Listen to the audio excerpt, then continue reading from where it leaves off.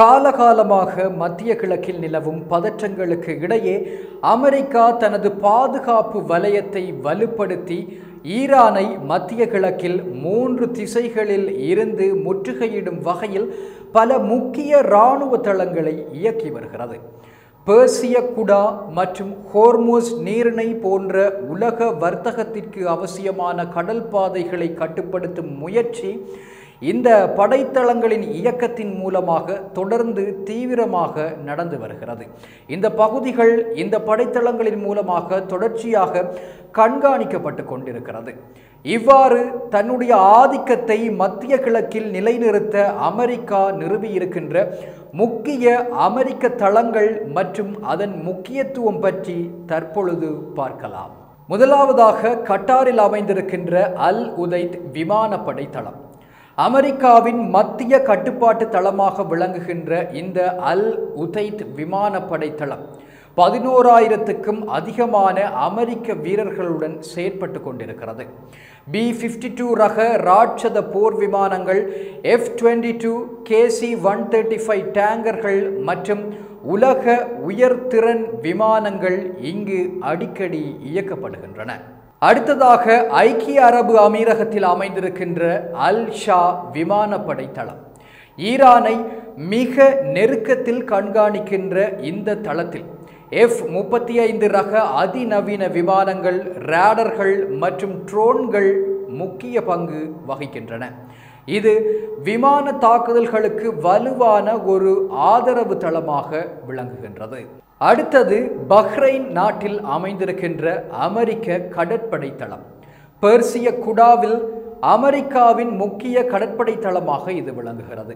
விமான கப்பல்கள், தாக்குதல் கப்பல்கள் மற்றும் விரைவு கப்பல்கள் இங்கு நிரந்தரமாக காணப்படுகின்றன. ஹோர்முஸ் நீரிணையின் பாதுகாப்பு இதன் முக்கிய நோக்கமாக இருக்கின்றது. அடுத்தது குவைத்தில் இருக்கின்ற நிலைப்படை தளங்கள். 13,000க்கும் அதிகமான அமெரிக்க வீரர்கள் குவைத்தில் நிலைநிறுத்தப்பட்டிருக்கிறார்கள். இது அமெரிக்காவின் காலாட்படை மற்றும் உள்நாட்டு ஆதரவு தளமாக செயல்பட்டு கொண்டிருக்கிறது. அதேபோல சவுதி அரேபியாவில் இருக்கின்ற ஃபோர்ட் ஷஃபா தளம் 2019 மீண்டும் இந்த தளம் செயல்படுத்தப்பட்டது. அவ்வாறு செயல்படுத்தப்பட்ட இந்த தளத்தில் பட்ரியோட் மற்றும் தாட் ஏவுகணை பாதுகாப்பு அமைப்புகள் நிறுவப்பட்டிருக்கின்றன. இது ஈரானில் இருந்து வரும் ஏவுகணை மற்றும் ட்ரோன் தாக்குதல்களை தடுப்பதற்கு முக்கிய பங்கு வகிக்கின்றது. நேற்றைய தினமும் ஈரானில் இருந்து ஏவப்பட்ட பல ஏவுகணைகளை இந்த அமைப்புகள் தான் தடுத்து நிறுத்தியிருந்தன என்பதும் குறிப்பிடத்தக்கது. இறுதியாக ஓமான் நாட்டில் இருக்கின்ற விமான மற்றும் கடற்படை ஆதரவு தளங்கள்.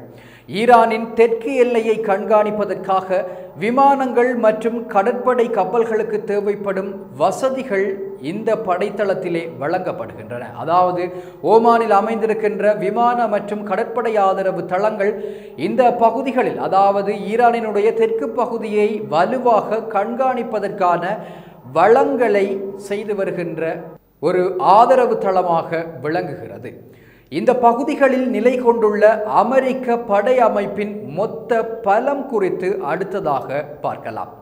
இந்த பகுதிகளில் கிட்டத்தட்ட 40,000 தொடக்கம் 60,000 வரையிலான படை வீரர்கள் இருக்கின்றார்கள். அதாவது இந்த 6 படைத்தளங்களிலும் 60,000 அமெரிக்க இராணுவ வீரர்கள் நிலையெடுத்து நிற்கின்றார்கள்.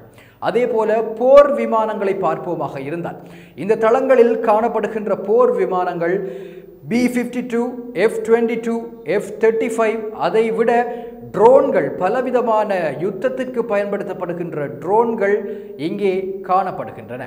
அதுபோல கப்பல்களின் வகைகளை பார்ப்போமாக இருந்தால் விமான கப்பல்கள் காணப்படுகின்றன, தாக்குதல் கப்பல்கள் காணப்படுகின்றன, அதே போல விரைவு கப்பல்களும் இந்த தளங்களிலே காணப்படுகின்றன.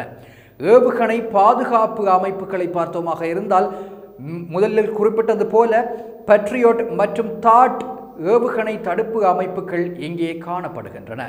இந்த படைத்தளங்கள் நிறுவப்பட்டிருப்பதற்கான உண்மையான நோக்கம் ஒன்று இருக்கிறது. இந்த தள அமைப்புகள் மூலம் அமெரிக்கா ஈரானை தொடர்ச்சியாக கண்காணித்துக் கொண்டிருக்கிறது.